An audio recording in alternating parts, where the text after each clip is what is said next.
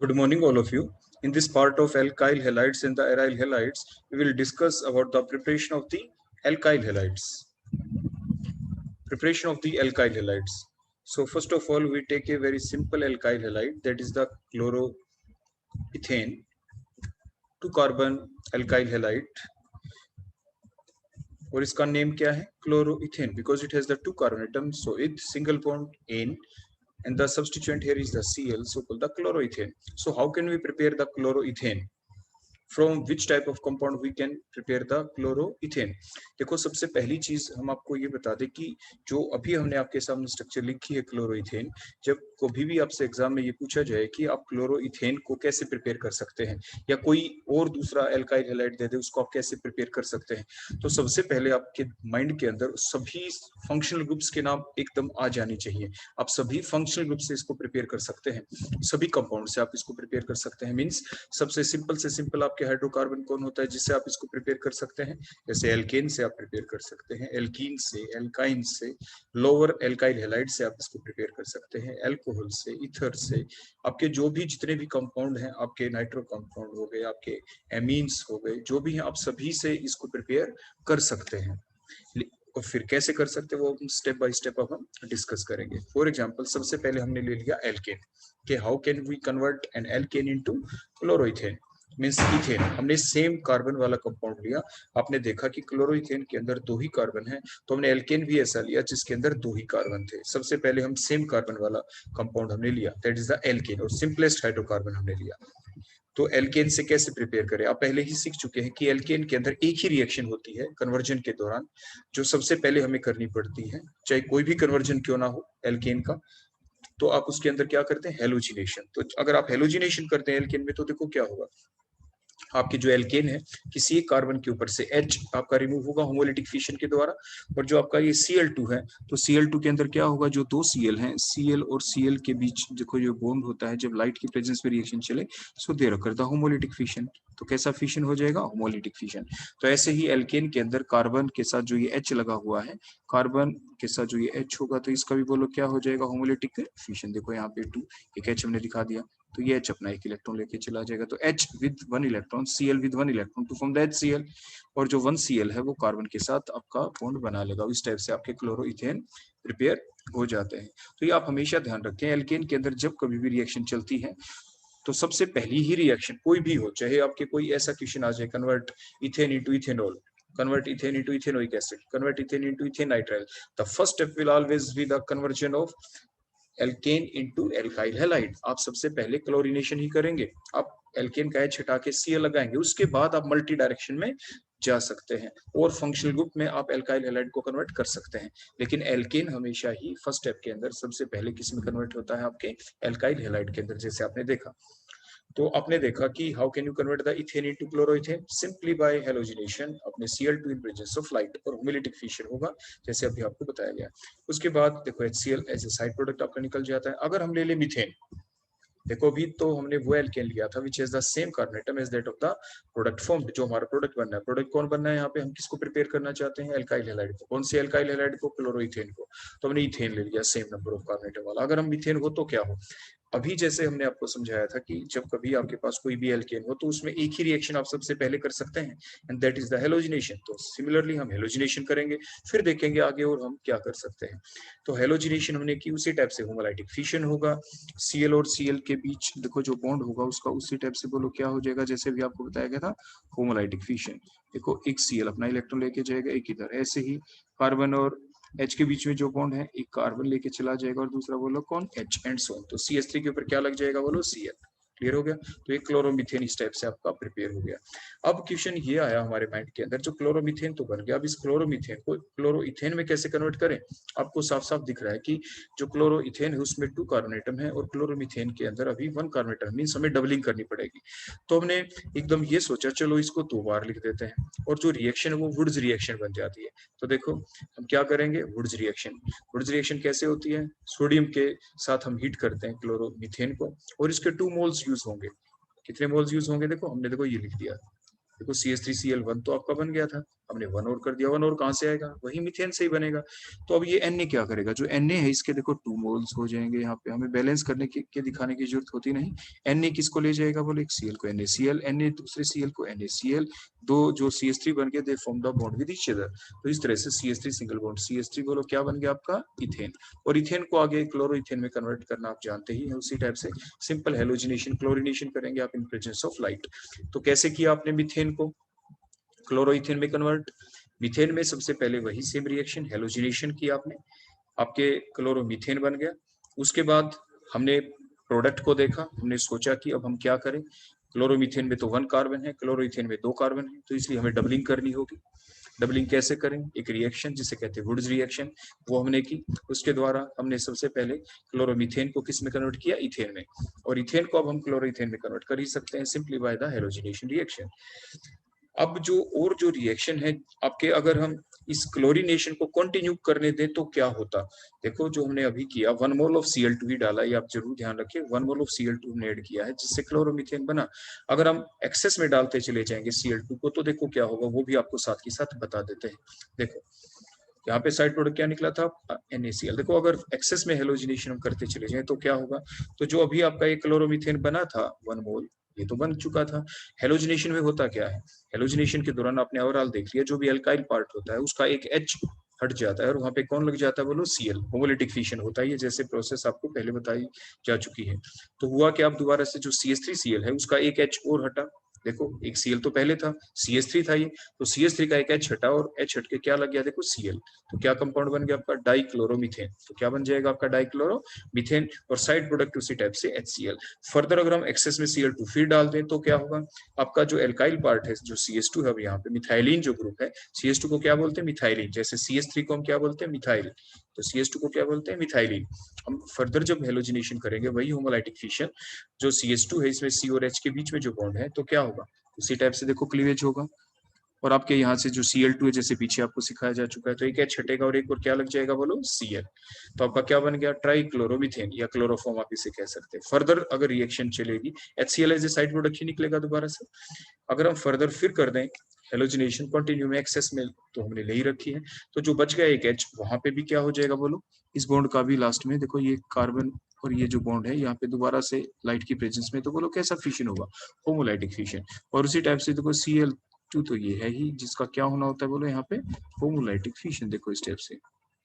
तो उसी टाइप से HCl को लेके HCl as a side product बनेगा और एक Cl और लग जाएगा, कार्बन टेट्राक्लोराइड बन जाएगा, जिसे पायरीन के नाम से भी जानते हैं, because it act as the fire extinguisher, ये आग बुझाने में काम आता है। तो पायरीन के नाम से PYRENE, pyrene, carbon tetrachloride.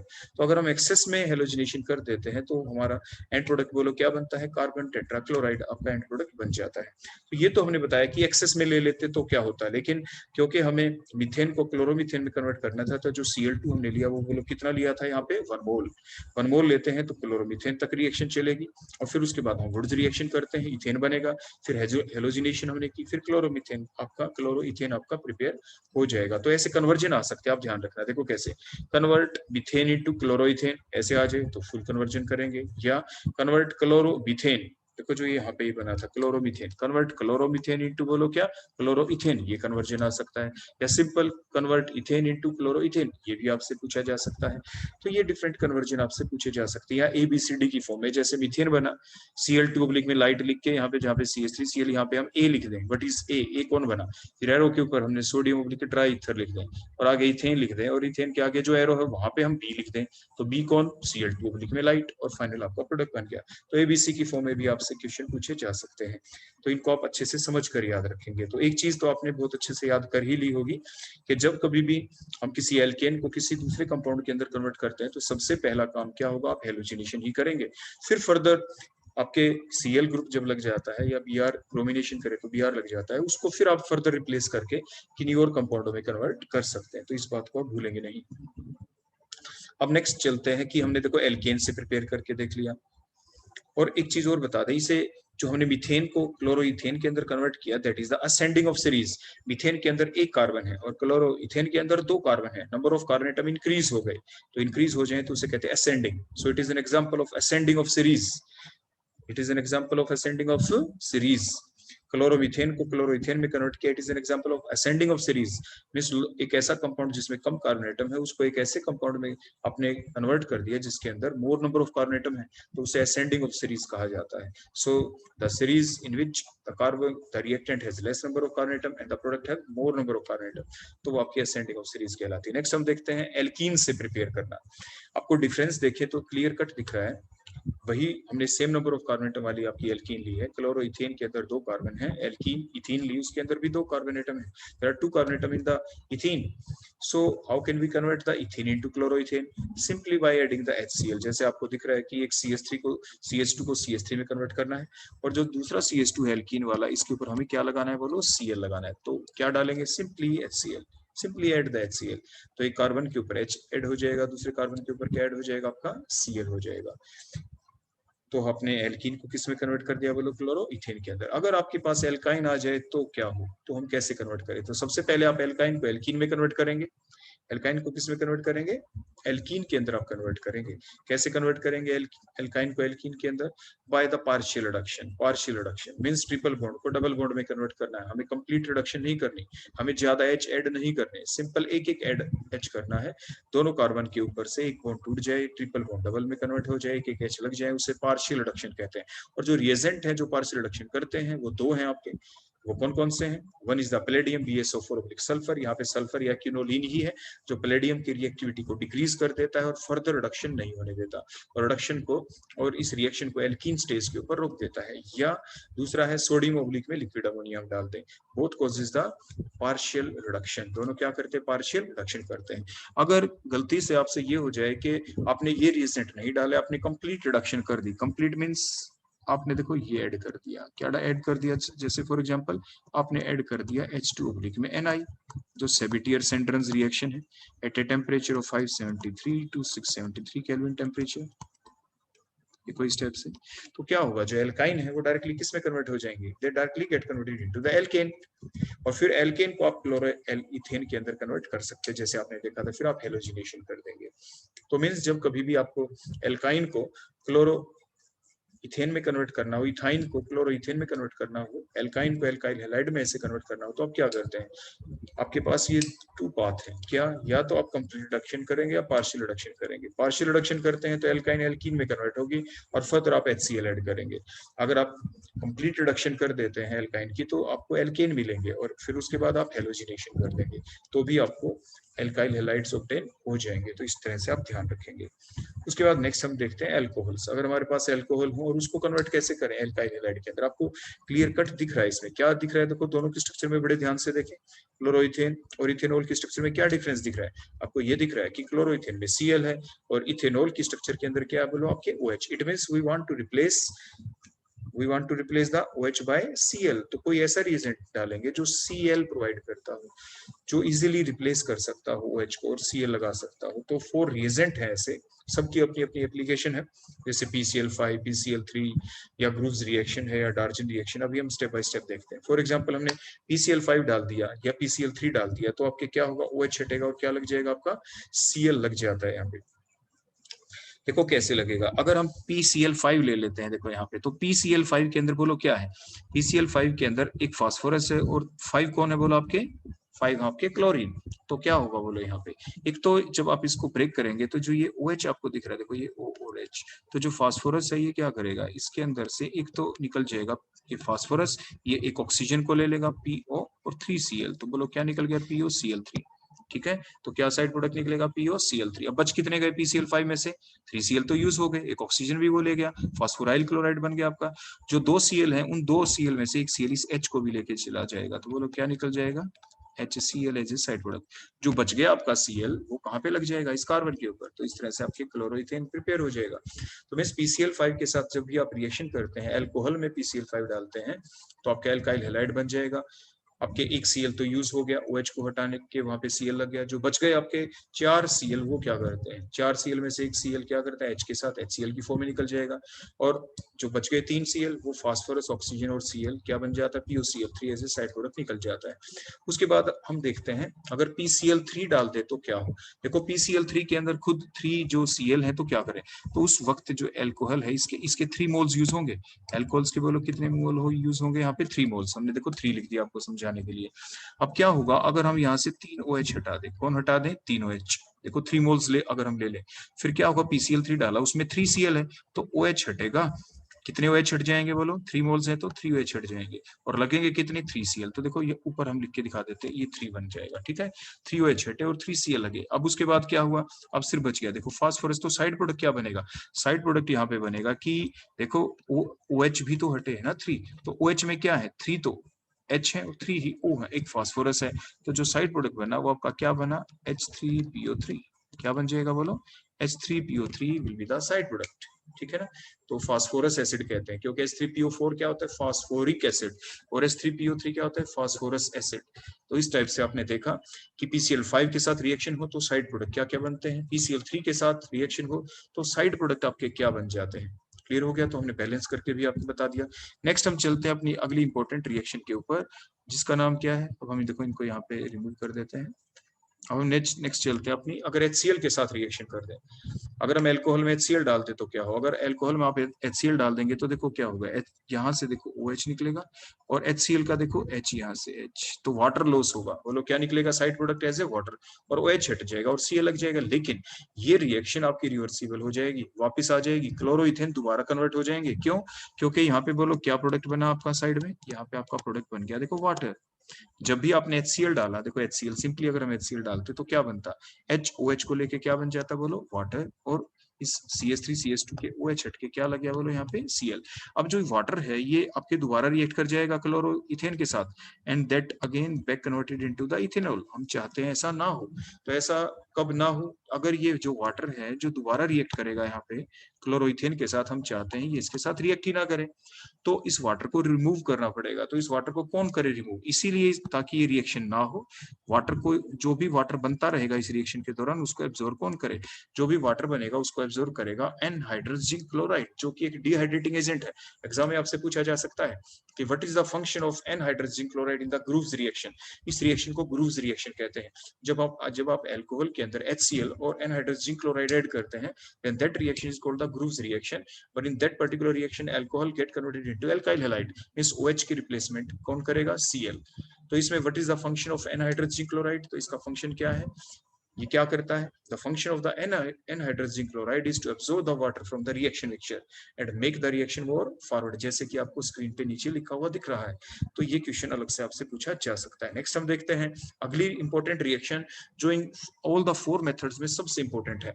PCl5 से भी बेटर मेथड है, PCl3 से भी, ग्रूव्स रिएक्शन से भी बेस्ट है डार्जन रिएक्शन। अगर हम थायोनाइल क्लोराइड डालें, SOCl2 का नाम क्या है, थायोनाइल क्लोराइड। अब देखो ये क्या करता है, अल्कोहल के अंदर जो ये SO है, देखो ये SO, ये एक O को लेके चला जाता है और बोलो कौन बना, यहाँ से SO2 गैस निकलेगी, और एक जो H बच गया ये एक Cl को ले जाएगा, तो बोलो क्या निकल जाएगी, HCl भी गैस निकल जाएगी, और जो एक Cl बच गया वो देखो यहाँ पे लग गया और आपके एल्काइल हैलाइड बन गए।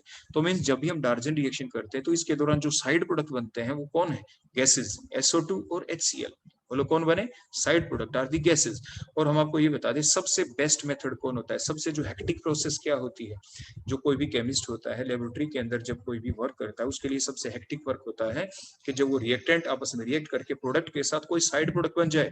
सो द सेपरेशन जो टेक्निक होती है वो सबसे हेक्टिक होती है, कि प्रोडक्ट तो बन गया लेकिन उसके साथ जो साइड प्रोडक्ट हैं उनको कैसे रिमूव करें।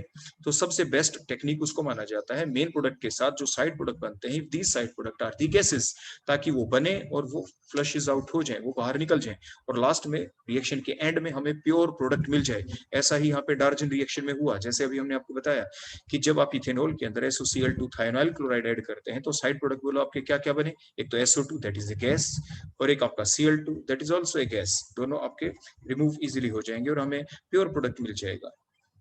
क्लियर हो गया इतना। उसके बाद नेक्स्ट हम बताते हैं आपको कि जो ये अभी आपने ग्रुव्स रिएक्शन थी उसके बारे में ये भी पूछा जा सकता है यहाँ पे कि जब हम ग्रुव रिएक्शन करते हैं तो उस ग्रुव रिएक्शन करने के दौरान यहाँ पे तो हमने क्या बनाना है, हमें बनाना है क्लोरोइथेन।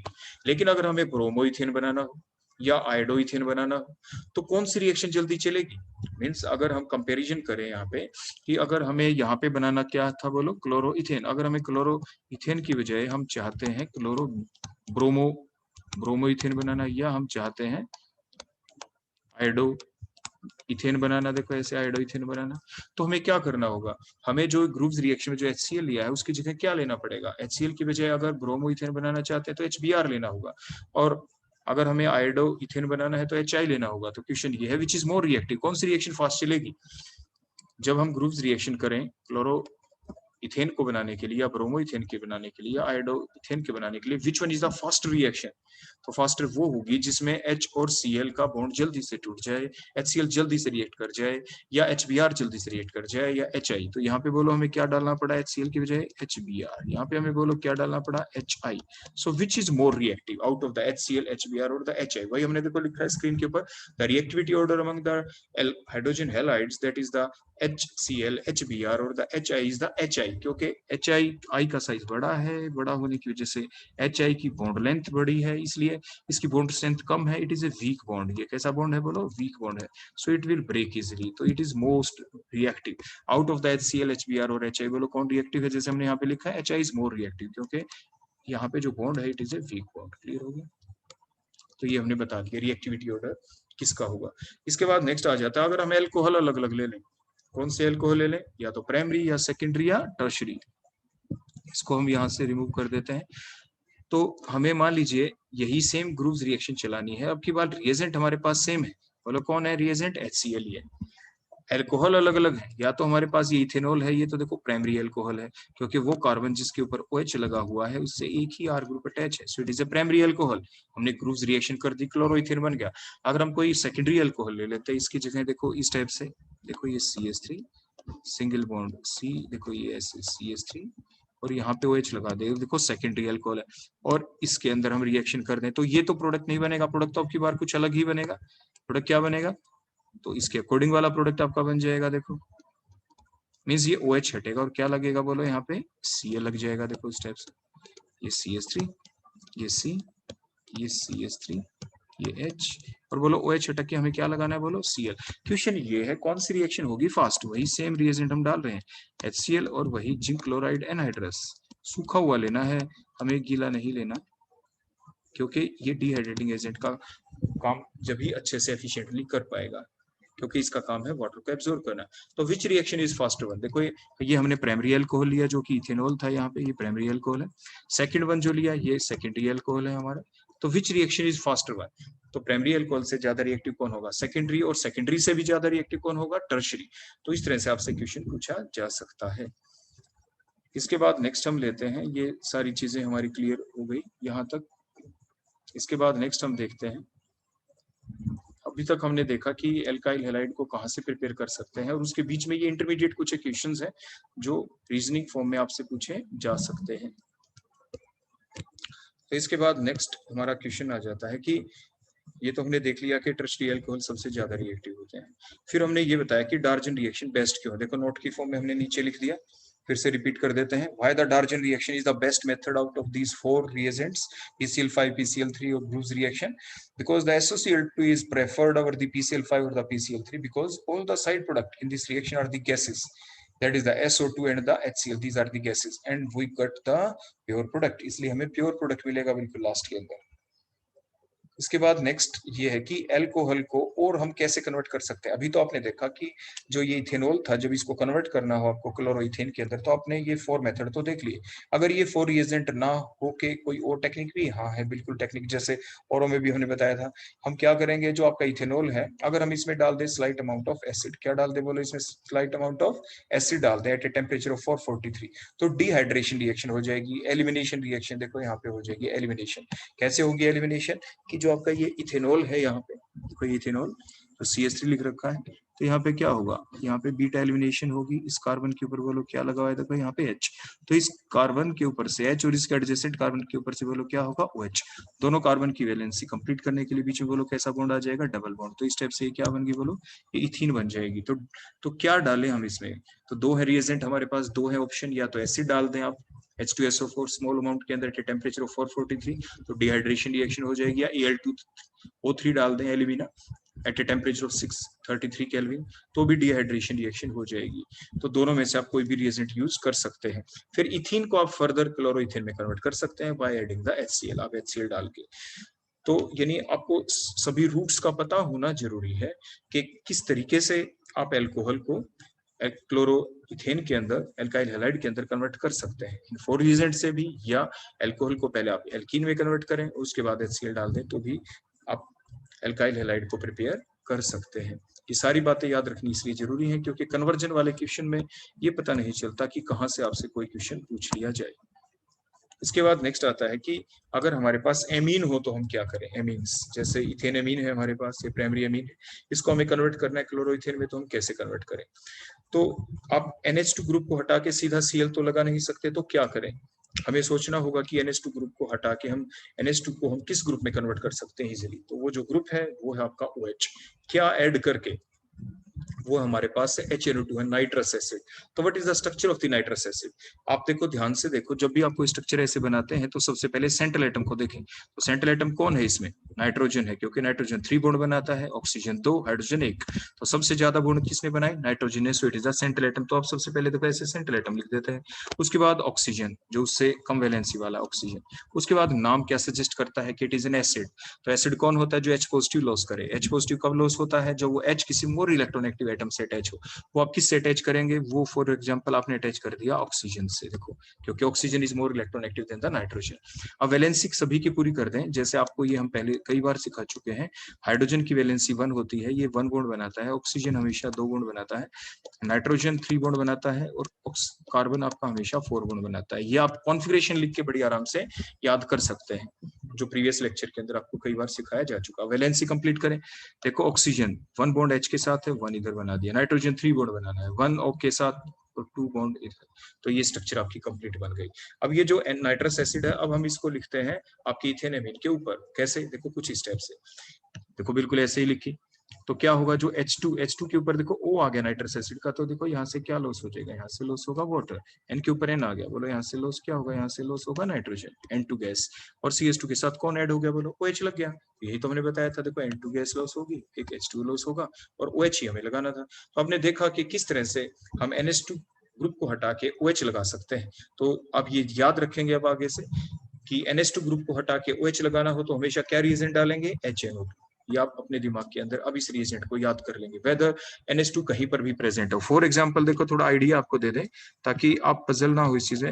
कई बार मान लीजिए आपके एग्जाम में ये क्वेश्चन आ जाता है, देखो ये CH2, देखो बेंजीन के ऊपर जब कभी CH2 ग्रुप लगा हो तो आप उसे बेंजाइल ग्रुप कहते हैं, और इसके ऊपर देखो NH2 ग्रुप ऐसे लगा हुआ है। और एग्जाम में मान लीजिए आपके कोई ऐसे कन्वर्जन आ गया और आपसे ये पूछ लिया गया कि वो तो बेंजाइल एमीन है, और अब आप इसको कन्वर्ट कर दें, देखो इस टाइप से CH2 और CH2 के आगे OH लगा दें, देखो इस टाइप से। तो आप इन चीजों को क्रैम नहीं करेंगे। सिर्फ एक ही डिफरेंस तो है रिएक्टेंट और प्रोडक्ट में कि NH2 ग्रुप को देखो हटाना है और क्या लगाना है, बोलो OH। वही तो हमने अभी आपको सिखाया। ऊपर वाले कंपाउंड का नाम है बेंजाइल एमीन, और जो प्रोडक्ट जो बनाना है वो कौन है, बेंजाइल अल्कोहल, क्योंकि OH लगा है। तो बोलो आप क्या डाल देंगे, यहाँ पे आप उसी टाइप से लिख देंगे HNO2, और साइड प्रोडक्ट बोलो उसी टाइप से क्या निकलेगा, एक तो N2 निकलेगा, ठीक है ना, और दूसरा बोलो क्या निकलेगा आपका H2O, ठीक है, और NH2 हट जाएगा और क्या लग जाएगा, बोलो OH। तो कहने का मतलब क्या था कि आप इस चीज को समझ कर याद करते हैं कि फंक्शन ऑफ HNO2 कि NH2 ग्रुप को हटाना है और OH को लगाना है, जैसे अभी ऊपर हमने आपको एक कन्वर्जन बताया। तो इस तरीके से आप इन चीजों को ध्यान रख लेंगे। क्लियर हो गया यहाँ तक, तो अब हम इसको क्लियर कर देते हैं यहाँ से। इसके बाद नेक्स्ट अब हम देखना चाहेंगे, जो अभी हमने प्रिपरेशन देखी डिफरेंट की एल्काइल हैलाइड को कैसे प्रिपेयर कर सकते हैं। तो कन्वर्जन देखो क्या क्या बने, convert ethane amine into chloroethane, ethane amine into chloroethane. तो इथेन एमीन को पहले इथेनॉल में कन्वर्ट करें, इथेनॉल को फिर क्लोरोइथेन में कन्वर्ट करें। So these are the path. आप इन पाथ से अलग नहीं चल सकते हैं, आप अपनी मर्जी से नहीं लिख सकते। कि कोई बार बच्चे ऐसे कह देते सर ऐसा कर देते हैं, जो इथेन एमीन है आप इसमें हम इसके अंदर ये डाल देते हैं HCl, डायरेक्ट HCl। उससे क्या होगा कि जो NH2 है ना, ये तो H को ले जाएगा, तो अमोनिया हम निकाल देते हैं और एक Cl उस पे लग गया, बन गया आपका प्रोडक्ट। देखो जो रिएक्शन जितनी भी हैं सारी वही रिएक्शन लिखी जाती है। आपने कभी पढ़ा होगा ना कि what do you mean by the term chemical equation. Chemical equation जब भी हम लिखते हैं this plus this reactant arrow का साइन आगे प्रोडक्ट, तो वो सिर्फ ट्रू केमिकल चेंज को रिप्रेजेंट करता है। आपने लोअर क्लासेस के अंदर हमेशा पढ़ा है कि केमिकल इक्वेशन कैसे लिखें। जो रिएक्शन है, देखो ये इथेनमीन एरो का साइन आगे क्या बन गया, इथेनॉल, ये रिएक्शन हमने लिख दी। इसको हम तभी लिख सकते हैं if it is A true chemical change, अगर ये हो सकता है तो ही आप ऐसा लिख सकते हैं, अदरवाइज आप इसको नहीं लिख सकते। So that is the characteristic of the chemical equation. ये chemical equation की main characteristic होती है कि which represents the true chemical change, not the false chemical change. तो जो हो सकती है रिएक्शन उसी को हम पेपर के ऊपर लिख सकते हैं।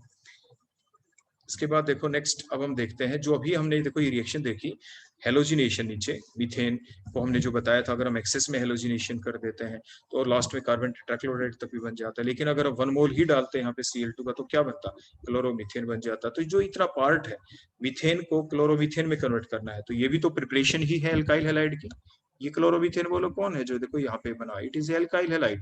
तो कैसे प्रिपेयर करें हम क्लोरोमीथेन को मीथेन से, क्या करके, हेलोजिनेशन करके। तो ये जो इतनी रिएक्शन इसका मैकेनिज्म क्या है, तो नेक्स्ट अब हम देखने वाले हैं mechanism of the halogenation of the alkene. तो उससे पहले अब हम आपको ये बता दें, जब भी हम हेलोजिनेशन ऑफ एल्केन देखें उसका मैकेनिज्म देखें, वो आपके लाइट की प्रेजेंस में हम देखेंगे, लेकिन जो आपके फ्री रेडिकल्स यहाँ पे बनने होंगे इस मैकेनिज्म के दौरान आप देखेंगे। लेकिन उसके साथ साथ हम ये बता दें फ्री रेडिकल बनते कैसे हैं। फ्री रेडिकल बनते हैं पीछे जैसे अभी हमने आपको बताया कि होमोलाइटिक फिशन होना चाहिए। होमोलाइटिक फिशन मींस जो एक बॉन्ड है उसके ऊपर जो दो एटम अटैच है, each of the atom takes away their own electron. Bond के अंदर दो इलेक्ट्रॉन है, ए और बी दो एटम है, उनके बीच में दो इलेक्ट्रॉन है, वो दोनों अपना अपना इलेक्ट्रॉन ले जाएं तो फ्री रेडिकल बन जाते हैं। लेकिन फ्री रेडिकल बनते कैसे हैं ये आप ध्यान रखते हैं हेल्पर। देखो HELPR helper means free radical कब कब जनरेट हो सकते हैं, अगर हम कोई रिएक्टेंट है अगर हम हाई टेम्परेचर के ऊपर हीट कर दें, अगर हम इलेक्ट्रोलाइसिस कर देते हैं इलेक्ट्रिक आर्क के साथ, या लाइट की प्रेजेंस में, या पेरोक्साइड की प्रेजेंस में, या रेडिकल इनिशिएटर डाल दे कोई कि वो रेडिकल्स को बनवा दे, तो ये अब 5 चीजें याद रखेंगे। हेल्प मींस फ्री रेडिकल्स कब कब जनरेट हो सकते हैं। ये हम फ्री रेडिकल वाला जो लेक्चर हमने पढ़ाया था उसके दौरान भी ये चीज आपको बताई जा चुकी है। अब हम मैकेनिज्म देखते हैं। देखो ये हमारे पास हमने मीथेन लिया जैसे आपको पहले बताया गया था, लाइट की प्रेजेंस में हम हेलोजिनेशन कर रहे हैं जैसे Cl2 हमने डाला। अब होमोलाइटिक फिशन होगा यहाँ पे और आपके क्लोरोमीथेन बन जाएगा। होमोलाइटिक फिशन चलेगा, लेकिन वो कैसे चलेगा अब हम देखते हैं। Step first step is called the chain initiation step. इस पहली स्टेप के अंदर होगा क्या, जो आपका हेलोजन मॉलिक्यूल है जो Cl2 है उसका होमोलाइटिक फिशन होगा और हेलोजन फ्री रेडिकल हमें मिल जाएंगे इधर बाय हीटिंग और इन प्रेजेंस ऑफ लाइट। जैसे लाइट की प्रेजेंस में करें, जैसे Cl2 है, हमने दो रेड डॉट देखो बीच में दिखाई क्योंकि एक बॉन्ड के अंदर दो इलेक्ट्रॉन्स होते हैं। तो क्या होगा होमोलाइटिक फिशन, देखो each of the atom takes away their own electron. एक Cl एक इलेक्ट्रॉन को अपनी तरफ ले गया, दूसरा Cl अपनी तरफ देखो ले गया। हाफ एरो से हमने शो किया, कर्व्ड हाफ एरो से लाइट की प्रेजेंस में रिएक्शन चली, देखो Cl फ्री रेडिकल बन गया, Cl फ्री रेडिकल बन गया। क्लियर हो गया, that is called the chain initiation step. उसके बाद ये फ्री रेडिकल्स आपके बन गए। ये एक डिसोसिएटिव रिएक्शन है। देखो डिसोसिएटिव रिएक्शन और इसके अंदर डेल्टा H की वैल्यू एक्टिवेशन एनर्जी के इक्वल है। देखो ऐसा हमने क्यों कहा, इस चीज को बड़े समझकर याद रखेंगे आप। देखो जब कभी भी आप एनर्जी लेवल देखो इस टाइप से आप डायग्राम बनाते हैं तो वो लोग कैसे बनाते हैं, आप ऐसा बनाते हैं कि इस एक्सिस के ऊपर जो आपका वाई एक्सिस है इसके ऊपर आप एनर्जी को शो करते हैं, और यहाँ पे जो आपका एक्स एक्सिस है इसके ऊपर आप प्रोग्रेस ऑफ द रिएक्शन को शो करते हैं। Progress of the reaction, progress of the reaction का मतलब क्या है, जब टाइम 0 था, जब टाइम कितना था बोलो 0 था, तो उस वक्त क्या था, सिर्फ आपके पास टाइम 0 था तो आपके पास सिर्फ क्या थे, रिएक्टेंट थे। देखो यहाँ पे हमने ये रिएक्टेंट लिखा, देखो ये रिएक्टेंट आपके पास, रिएक्टेंट मींस कौन, आपके पास Cl2। बोलो रिएक्टेंट कौन आपके पास, Cl2। With the progress of reaction, जैसे जैसे समय बीता, इसलिए तो जो कर्व चलता है वो हमेशा आपका फॉरवर्ड डायरेक्शन में हमें चलाना होता है। मान लीजिए ये स्टेप आ गई यहाँ पे, और इस स्टेप के ऊपर बोलो कौन बन चुके हैं, अब यहाँ पे आपके बन चुके हैं Cl फ्री रेडिकल। बोलो कौन बन चुके हैं, Cl फ्री रेडिकल। यहाँ पे कौन थे रिएक्टेंट, रिएक्टेंट थे आपके Cl2। क्लियर हो गया। और ये क्या कहलाती इतनी, अगर Cl2 रिएक्टेंट है so that call the energy of the reactant. बोलो क्या कहला एनर्जी ऑफ द रिएक्टेंट। मान लीजिए रिएक्शन सिर्फ यही तक चलती है Cl तक, और हम Cl फ्री रेडिकल जो कि इंटरमीडिएट हम इनको प्रोडक्ट मान लेते हैं, तो यहाँ से लेके यहाँ तक की जो एनर्जी है इसको कहते हैं एनर्जी ऑफ द प्रोडक्ट। बोलो क्या कहते हैं, एनर्जी ऑफ द प्रोडक्ट। मान लीजिए रिएक्शन सिर्फ इतनी होती, अब एनर्जी ऑफ प्रोडक्ट और एनर्जी ऑफ जो रिएक्टेंट है उसके बीच का जो गैप होता है, देखो ये जो इतना गैप, देखो ये देखो ये जो इतना गैप है, that energy gap in between the energy of reactant and product that called the delta H, that is the heat of reaction, उसे आप क्या कहते हैं, हीट ऑफ रिएक्शन, प्लस कुछ एनर्जी तो देखो रिएक्टेंट के पास थी और ये एनर्जी बैरियर बना, देखो एनर्जी बैरियर, एनर्जी बैरियर, तो the extra energy which is taken from the outside that called the activation energy. अब इसे एक्टिवेशन एनर्जी कहते हैं। तो आपने क्या देखा, तो जो एक्टिवेशन एनर्जी है और ये जो डेल्टा एच है, दोनों का मैग्नीट्यूड क्या है, वो सेम है, वो दोनों सेम है। तो यही तो हमने यहाँ पे लिखा है, it is A dissociative reaction. यहाँ पे सिर्फ डिसोसिएशन हुआ है, Cl और Cl के बीच में जो बॉन्ड है सिर्फ उसका क्लीवेज हुआ है, फ्री रेडिकल बने हैं। तो जो शुरू में रिएक्टेंट थे Cl2, बाद में वो अभी क्या बना है, इंटरमीडिएट अनस्टेबल स्पीसी या हाई एनर्जी स्टेट के ऊपर है। देखो सबसे ज्यादा एनर्जी हमने ऊपर जो लिखा है Cl फ्री रेडिकल, और एनर्जी ऑफ रिएक्टेंट और एनर्जी ऑफ प्रोडक्ट के बीच के गैप को डेल्टा एच कहते हैं, और जो बाहर से एनर्जी थी वो एक्टिवेशन एनर्जी है। Here the value of, here the magnitude of delta H is equal to activation energy. तो ऐसे आपसे पूछा जा सकता है कि जो फर्स्ट स्टेप है that is the chain initiation step, इस चेन इनिशिएशन स्टेप के अंदर डेल्टा एच और एक्टिवेशन एनर्जी में क्या रिलेशन है, which one is greater or they are equal. So here in that particular step, that is the chain initiation step, the value of delta H is equal to the activation energy। यही हमने लिखा है, delta H is equal to the activation energy। ये बात आप जरूर ध्यान रखेंगे। क्लियर हो गया यहाँ तक? इसके बाद नेक्स्ट हम चलते हैं अपनी अगली स्टेप के ऊपर। तो अब हम इस डायग्राम को यहाँ से हटा देते हैं, क्योंकि फर्दर अब क्या होगा कि आगे हमारे देखो प्रोडक्ट बनेंगे। हम अगली स्टेप लिखते हैं। So next is the chain propagation step. Next one is the, बोलो क्या होगी हमारी, चेन प्रोपगेशन स्टेप। तो चेन प्रोपगेशन स्टेप में देखो क्या होगा, चेन प्रोपगेशन स्टेप के अंदर जो हमारा एल्केन है, जो हमने मीथेन यहाँ पे ले रखा है, वो क्या करेगा, जो फ्री रेडिकल बना है यहाँ पे Cl फ्री रेडिकल, उसके साथ देखो रिएक्ट करेगा। जो Cl फ्री रेडिकल है ये क्या करेगा, it will abstract the H free radical from the alkene. H free radical को एब्स्ट्रैक्ट कर लेगा। देखो ये H फ्री रेडिकल को एब्स्ट्रैक्ट किया, HCl है साइड प्रोडक्ट बनेगा और आपके क्या बन जाएगा, methyl free radical, alkyl free radical आपका बन गया। देखो तो HCl formed as a side product and the alkyl free radical will be formed। तो जो alkyl free radical देखो यहाँ पे बन गए हैं, ये अब क्या करेंगे, ये alkyl free radical जो बने हैं, they further react with the Cl2, they further react will with the Cl2। देखो Cl2 के साथ फर्दर रिएक्ट करेंगे, फिर से होमोलाइटिक फिशन होगा यहाँ पे। तो क्या बना, देखो ये लाइट की प्रेजेंस के अंदर देखो फिर से होमोलाइटिक फिशन, एक Cl जो है वो कार्बन फ्री रेडिकल के साथ अटैच होकर बोलो क्या बना देगा, हमारा मेन प्रोडक्ट जो हमें बनाना है एल्काइल हैलाइड बन जाएंगे। और Cl free radical will again generate, एक जो Cl फ्री रेडिकल है दोबारा जनरेट हो जाएगा। और जो Cl फ्री रेडिकल जो देखो जो यहाँ पे बना है वो कहाँ पे यूज हो जाएगा, देखो वो दोबारा यहाँ पे, देखो यहाँ ऊपर वाली जो स्टेप है, जो बी स्टेप है, इसके देखो दो पार्ट बन गया, हम 1 लिख देते हैं और यहाँ पे बोलो हमने क्या लिख दिया, 2। तो कंटिन्यूअसली 1 के बाद 2, 2 के बाद दोबारा 1, 1 के बाद 2, यानी जो बी स्टेप है चेन प्रोपगेशन स्टेप, जो चेन प्रोपगेशन स्टेप के अंदर जो ये दो सब स्टेप हैं 1 और 2, they get repeated and repeated and repeated again. क्योंकि नंबर 1 के अंदर क्या होता है, जो एल्केन है वो क्या करता है, वो किसके साथ रिएक्ट करता है, वो Cl फ्री रेडिकल के साथ, और क्या जनरेट करता है, एल्काइल फ्री रेडिकल प्लस में HCl बन जाता है। उसके बाद जो एल्काइल फ्री रेडिकल है वो किसके साथ रिएक्ट करता है, Cl2 के साथ, तो आपका प्रोडक्ट बन जाता है CH3Cl, और क्या जनरेट कर देता है, Cl फ्री रेडिकल। और Cl फ्री रेडिकल दोबारा से 1 स्टेप के अंदर देखो फिर से इन्वॉल्व हो गया, वो दोबारा से फ्रेश आपके एल्केन के साथ रिएक्ट करेगा, and so on these processes get repeated and repeated again. लेकिन कुछ समय के बाद जो आपका रिएक्शन मिक्सचर है, उस रिएक्शन मिक्सचर के अंदर जो आपके ये फ्रेश, जिसे हम कहते हैं एल्केन मॉलिक्यूल, या हम बाहर से डालना बंद कर दें, एल्केन की कंसंट्रेशन कम हो जाए, तो फिर क्या होगा, अगर एल्केन मिलेगा ही नहीं, देखो जो सेकंड स्टेप है उसके अंदर देखो ये जो Cl फ्री रेडिकल बना है, और अभी जो हमने ये एरो लगा के दिखाया कि it again get involve in the step number 1, देखो यहाँ पे अगर ये कब जाएगा स्टेप 1 में, जब हमारे पास और भी ज्यादा अमाउंट के अंदर एल्केन हो। अगर ये मीथेन होगा ही नहीं तो क्या होगा, फिर टर्मिनेशन चलेगी, ये Cl अपने बचे हुए और Cl के साथ कंबाइन कर जाएगा, दोबारा से Cl2 बन जाएगा।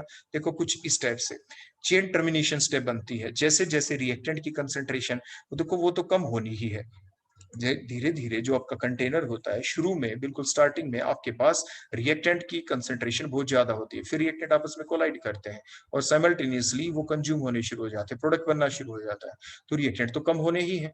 तो इसीलिए हम कह रहे हैं चेन टर्मिनेशन कुछ स्टेप से बनती है, या हम कंटिन्यूस सप्लाई करते रहे बाहर से एल्केन की, फिर तो आपकी रिएक्शन फर्दर कंटिन्यूटी में चलती रहेगी। लेकिन अगर हम ऐसा ना करें तो क्या होगा, जो चेन टर्मिनेशन स्टेप होगी इसमें क्या होगा, the free radical combine amongst themselves without giving the new free radical, जैसे अभी हमने आपको बताया। तो Cl फ्री रेडिकल Cl के साथ कंबाइन कर जाएगा, तो क्या बन जाएगा बोलो आपका Cl2, या जो CH3 फ्री रेडिकल है वो Cl के साथ कंबाइन करके बोलो क्या बना देगा, हमारा मेन प्रोडक्ट बन जाएगा। या CH3 के साथ भी कंबाइन कर सकता है, CH3 फ्री रेडिकल दूसरे CH3 फ्री रेडिकल के साथ कंबाइन करके इथेन भी बना सकता है। क्या बना सकता है बोलो, इथेन भी बना सकता है। So that all about the mechanism of halogenation of the alkene. तो एग्जाम में ये कई बार 3-4 मार्क्स का ऐसे क्वेश्चन पूछा जा सकता है। तो आप स्टेप बाय स्टेप बनाएंगे, बीच में जो मैंने एक ग्राफ बनाया था चेन इनिशिएशन स्टेप के लिए वो भी आप ड्रा करेंगे अच्छे से, उसके ऊपर 1 नंबर का क्वेश्चन पूछा जा सकता है आपसे, जैसे वहां पे पूछा गया था कि डेल्टा एच की वैल्यू एक्टिवेशन एनर्जी के इक्वल होती है, आप डायग्राम के थ्रू शो करें, एनर्जी लेवल डायग्राम के थ्रू शो करें तो आप शो कर सकते हैं। नेक्स्ट अब हम देखते हैं कि preparation of alkyl fluoride, chloride, bromide और आयोडाइड। मींस एल्काइल फ्लोराइड कैसे बनते हैं, F कैसे लगेगा, Cl कैसे, Br और I, तो वो कौन कौन सी रिएक्शन, कुछ एक हमारी नेव रिएक्शन भी है, जैसे सबसे पहले हम देखते हैं स्वार्ट रिएक्शन, और ये एक इंपॉर्टेंट रिएक्शन है, इसके दौरान एक ऐसा प्रोडक्ट भी बनाया जाता है जो कि रेफ्रिजरेशन में भी यूज करते हैं, एरोसोल्स की फॉर्म में भी उसको यूज किया जाता है।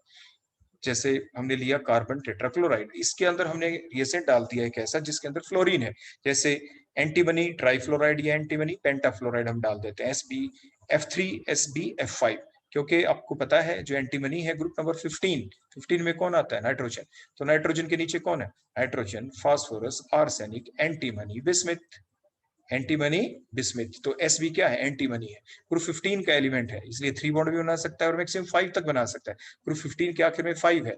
आपको काफी बार बताया गया है कि आप कैसे याद रखें कि कोई एलिमेंट की मैक्सिमम वैलेंसी कितनी हो सकती है, जिस ग्रुप के अंदर वो प्रेजेंट है, इस टाइप से आप उसको याद रख लेते हैं आपके पी ब्लॉक एलिमेंट्स के अंदर। तो फिर हुआ क्या, आपकी देखो जो हमने SbF5 डाला यहाँ पे, तो उससे क्या हुआ, रिप्लेसमेंट हुई Cl की, और आपके क्या बन गए, F, आपके F लग गए, depending upon the amount of reactant और द प्रोडक्ट, आपके डिफरेंट टाइप के क्लोरोफ्लोरोकार्बन यहाँ पे बन जाते हैं। क्लोरोफ्लोरोकार्बन क्यों कह रहे हैं क्लोरो, क्योंकि जो प्रोडक्ट आपका बना इसमें क्लोरीन भी है, फ्लोरो इसलिए क्योंकि इसमें फ्लोरीन भी है, और कार्बन सेंट्रल एटम है, so called the chlorofluorocarbon, CFCs आप इन्हें कह देते हैं। लेकिन अगर यही क्लोरोफ्लोरोकार्बन बने जो भी आपके पास है कि 2 फ्लोरीन हो और 2 ही Cl हो, so that called the Freon, आप इसे फ्रीओन कह देते हैं, CCl2F2, C एक है, Cl 2 है, F 2 है, that is the CCl2F2, that called the Freon. तो ये स्वार्ट रिएक्शन कहलाती है, आपकी कौन सी रिएक्शन कहलाती है, that is the sword reaction. और ये जो फ्रीओन बना है ये कहाँ पे यूज होता है, it is used in refrigerants and also used as a propellant in the aerosol and the forms. और फ्रीओन जो है इसको माना गया है, जैसे कहा गया है जो आपके एंटार्क्टिका जो ओशन है वहां पे क्या पाया गया कि जो समुद्र है, जो सी है, जो ओशन है, वहां पे नीचे जो आपके एनिमल्स, मेराइन एनिमल्स हैं, वहां पे उनकी जो अमाउंट है वो कम मिली, वो संख्या में कम मिले, और कुछ मरे हुए पाए गए। तो ये पाया गया कि उस एरिया के अंदर जो ऊपर स्काई है वहां पे जो ओजोन लेयर है उसके अंदर होल हो गया। देखो आप जानते हैं ना कि जो आपका एटमोस्फियर है उसके अंदर, मान लीजिए ये हम अर्थ दिखा दें, उसके बाद अर्थ से 0 से 12 किलोमीटर, 0 to 12 किलोमीटर तक की जो आपकी लेयर होती है वो आपकी ट्रोपोस्फियर कहलाती है। बोलो क्या कहलाती है, दैट कॉल्ड द ट्रोपोस्फियर। देखो इस टाइप से ट्रोपोस्फियर। उसके बाद 12 से 50 किलोमीटर तक, 12 से बोलो कितने किलोमीटर तक, up to the 50 kilometre, that the range 12 to 50 kilometre, that called the range, that called the stratosphere. आप इसे स्ट्रेटोस्फियर कहते हैं, जिसके अंदर ओजोन लेयर प्रेजेंट होती है। इसके अंदर कौन प्रेजेंट होती है, ओजोन लेयर। लेकिन ओजोन लेयर भी कहाँ पे, वो प्रेजेंट देखो इस एरिया में होती है, देखो यहाँ पे 32 से लेके 48, ये हो गई देखो ये ओजोन लेयर, मान लीजिए हम इसको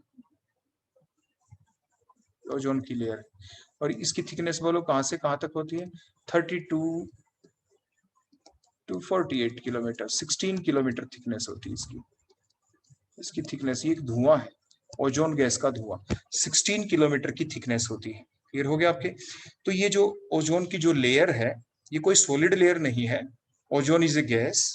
तो वहां से ओजोन की कंसेंट्रेशन कम हो गई due to the presence of that freons, के जो एरोप्लेन्स जाते हैं वहां से जब ये आपके फ्रियोन्स निकलते हैं तो इन्होंने वहां पे उसका डिप्लीशन कर दिया, ओजोन लेयर का क्या कर दिया बोलो, डिप्लीशन कर दिया, उसको वहां से हटा दिया, वो उसकी कंसेंट्रेशन कम हो गई वहां से, दैट कॉल्ड द डिप्लीशन और the destruction of the ozone layer in that particular area. तो ओजोन लेयर है कहाँ पे, आपने देखा, that is present in the stratosphere.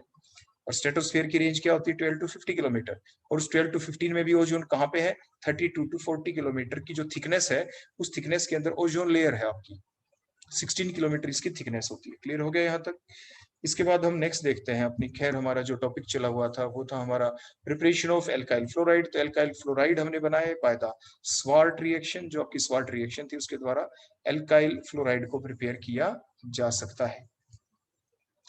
Next हम देखेंगे एल्काइल क्लोराइड और ब्रोमाइड को प्रिपेयर करके। मान लीजिए इथीन हो, ये तो हमने देखा ही था, सिंपल HCl ऐड कर दें तो आपके पास क्या आ जाएगा, एक कार्बन के ऊपर H, दूसरे कार्बन के ऊपर आप क्या ऐड कर देंगे Cl, तो क्लोरोइथेन प्रिपेयर हो जाएगा। अगर हम Br2 ऐड करते हैं डायरेक्ट तो डाइब्रोमो कंपाउंड बन जाएगा, एडिशन रिएक्शन होगी, CCl4 act as the solvent. और जो ये जब हम डालते हैं यहाँ पे Br2 तो जो ब्रोमीन क्या है ऑरेंज कलर का लिक्विड होता है, ऑरेंज कलर का बोलो क्या होता है लिक्विड होता है। तो ऑरेंज कलर जो है ब्रोमीन का वो डिस्चार्ज हो जाएगा, because after that reaction Br2 do not remain as the Br2 नहीं रहेगा, क्योंकि Br2 और Br और Br के बीच से जो बॉन्ड का क्लीवेज हो गया, देखो Br2 की स्ट्रक्चर यही है ना, Br और Br के बीच बॉन्ड, ये बॉन्ड टूट गया, एक Br किस पे लग गया कार्बन पे, दूसरा Br भी देखो कहाँ पे लग गया कार्बन, देखो हमने ब्लू कलर से यहाँ पे शो किया। तो Br2 तो रहा नहीं, क्योंकि जो ऑरेंज कलर था वो किसका था, वो था Br2 का, अब Br2 नहीं रहा, so the reddish brown colour discharge. तो जब कभी भी आप इथीन के अंदर अनसेचुरेशन के डिटेक्शन के लिए लेबोरेटरी के अंदर ये टेक्निक होती है, आप लैब में चले गए और आपको कोई कंपाउंड दे दिया गया और ये पूछा गया कि बताएं ये जो कंपाउंड है ये आपका सेचुरेटेड है या अनसेचुरेटेड, तो उस वक्त ये टेस्ट किया जाता है। तो आप एल्कीन है या नहीं, आप क्या करते हैं उसके अंदर ब्रोमीन वाटर ऐड कर देते हैं, ब्रोमीन को पहले वाटर के अंदर डिसोल्व करके ब्रोमीन वाटर प्रिपेयर, या CCl4 के अंदर देखो हमने ऐड किया जो आपके ऑर्गेनिक सॉल्वेंट है, अक्सर ऑर्गेनिक सॉल्वेंट में ही इसको डिसोल्व करते हैं Br2/CCl4, और फिर हमने क्या किया उसके बाद ये ऐड कर दिया आपके गिवन कंपाउंड के अंदर। अगर उसके अंदर डबल बॉन्ड है तो जो ऑरेंज कलर डिसअपियर हो जाएगा ब्रोमीन का, तो reddish brown colour get discharge out, तो which shows that the presence, which indicates the presence of the unsaturation in the given compound। तो इस टाइप से आपने देखा कि किस तरह से आप एल्काइल क्लोराइड या एल्काइल ब्रोमाइड प्रिपेयर कर सकते हैं, यहाँ पे डाइब्रोमो कंपाउंड बन गए। नेक्स्ट हम देखते हैं अगर हमारे पास कार्बोक्सिलिक एसिड होते तो क्या करते हैं, आप सबसे पहले इसमें सिल्वर हाइड्रोक्साइड डाल देते हैं, क्या डाल देते हैं इसमें, और उसके बाद क्या बन जाता है आपके, यहाँ पे बन गया आपके सिल्वर का सॉल्ट, बोलो क्या बन गया आपका सिल्वर सॉल्ट, देखो वाटर लॉस हो गया और silver salt of carboxylic acid हमारे पास। अगर silver salt of carboxylic acid है, इसको यूज किया जाता है silver salt of carboxylic acid को एल्काइल ब्रोमाइड बनाने के लिए, किसमें एल्काइल ब्रोमाइड बनाने के लिए क्या ऐड करेंगे रिएजेंट आपके Br2/CCl4, Br2/CCl4 हमने ऐड किया तो हुआ क्या, जो दो Br है उनमें से देखो एक तो आपकी ये CO2 गैस देखो यहाँ से निकल जाएगी, एक Ag एक Br को ले जाएगा, दो Br है एक Br इसी पे लग जाएगा, रिएक्शन आपकी कहलाती है हंस डेकर रिएक्शन, बोलो क्या कहलाती है हंस डेकर रिएक्शन। तो हंस डेकर रिएक्शन जो है इसके दौरान एल्काइल ब्रोमाइड को प्रिपेयर किया जाता है। लेकिन एक चीज और इंपॉर्टेंट है यहाँ पे, अगर हम एक इस रिएक्शन को करते वक्त जो सिल्वर सॉल्ट है कार्बोक्सिलिक एसिड अगर हम उसको एक्सेस में ले लें तो हमारा प्रोडक्ट एल्काइल ब्रोमाइड नहीं बनेगा, क्योंकि जो एक्सेस में अगर हमने silver salt of carboxylic acid को ले लिया तो जो एक्सेस है में है silver salt of carboxylic acid, या तो हम एल्काइल ब्रोमाइड को रिमूव कर दें बनते ही साथ, नहीं तो ये फर्दर रिएक्ट कर जाएगा, क्या कर जाएगा बोलो, देखो ऐसे फर्दर रिएक्ट, और रिएक्ट करके बोलो क्या बन जाएगा, जो आपका प्रोडक्ट अभी बना है ये एल्काइल ब्रोमाइड, बोलो क्या बनेगा यहाँ से आपका ये जो Ag है ये किसको ले जाएगा, देखो यहाँ से अगर एक्सेस में हुआ तो AgBr as a side product will be formed, और CH3 वहां पे जा लगेगा, मींस एस्टर्स बन जाएंगे, बोलो क्या बन जाएंगे यहाँ पे एस्टर्स।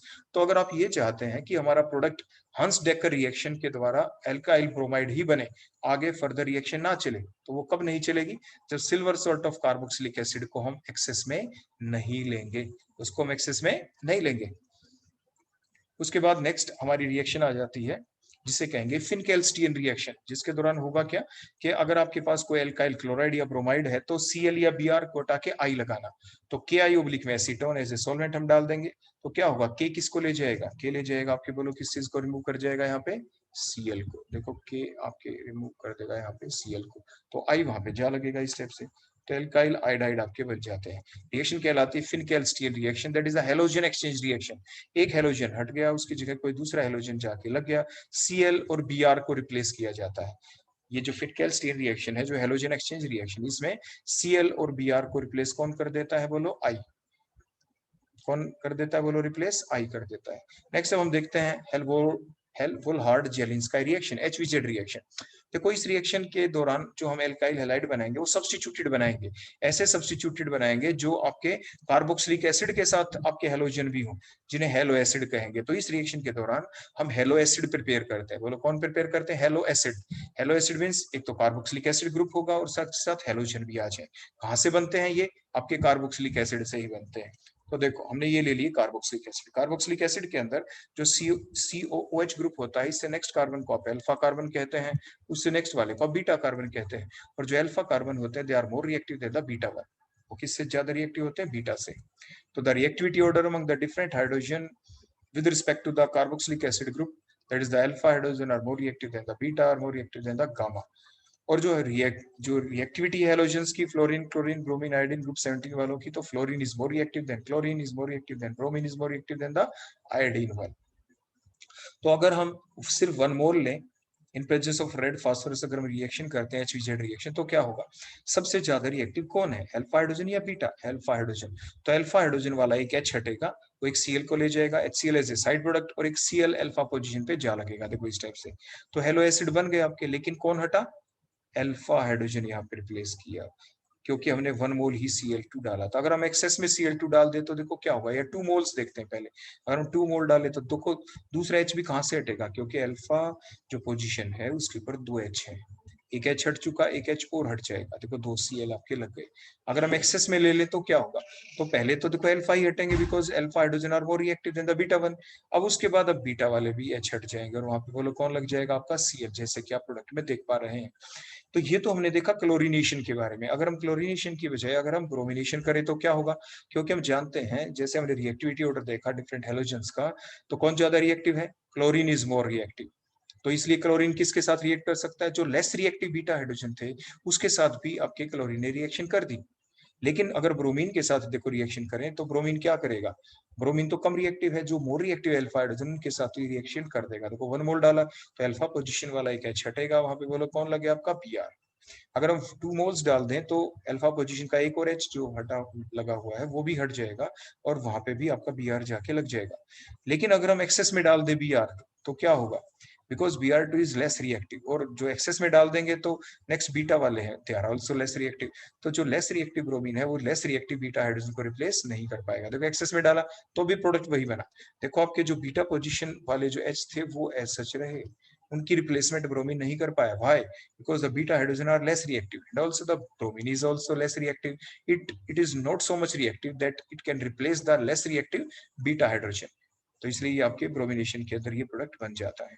क्लियर हो गया? फंक्शन क्या है यहाँ पे रेड फास्फोरस का? फंक्शन ये है कि जो रेड फास्फोरस है वो रिएक्ट कर जाता है ब्रोमीन के साथ टू फॉर्म द PbR3। और जो PbR3 वो क्या करता है? जो आपकी हेलोजेंस होते हैं, कार्बोक्सिलिक जो एसिड होते हैं, ये फर्दर रिएक्ट करता है कार्बोक्सिलिक जो COH जो ग्रुप है, और उसको एक मोर रिएक्टिव एसिड हैलाइड में कन्वर्ट कर देता है। देखो ये जो COOH ग्रुप भी जो होता है ना, that is slightly less reactive. आपके ये कार्बोक्सिलिक एसिड ग्रुप है, अगर हम ये चाहते हैं कि रिएक्शन थोड़ी फास्ट हो जाए तो ये जो कार्बोक्सिलिक एसिड इसको भी मोर रिएक्टिव बना दिया जाता है। ये COH ग्रुप किस में कन्वर्ट कर दिया जाता है? COCl में या COBr में, मिस एसिड हैलाइड के अंदर ये कन्वर्ट कर दिया जाता है, जैसे कि प्रोटीन सिंथेसिस के अंदर तो ये किया ही जाता है। क्लियर हो गया? तो ये थी आपकी डिफरेंट रिएक्शन जिसके दौरान आपने प्रिपरेशन देखी। आपकी किस चीज की आपने देखी? बोलो प्रिपरेशन। आपके हेलाइड्स की, आपने एल्काइल हेलाइड को प्रिपेयर किया, और उसके बाद लास्ट में हमने देखा HVZ रिएक्शन के दौरान हमने हेलो एसिड को भी प्रिपेयर किया। So this all about the preparation of the alkyl halides. Thank you.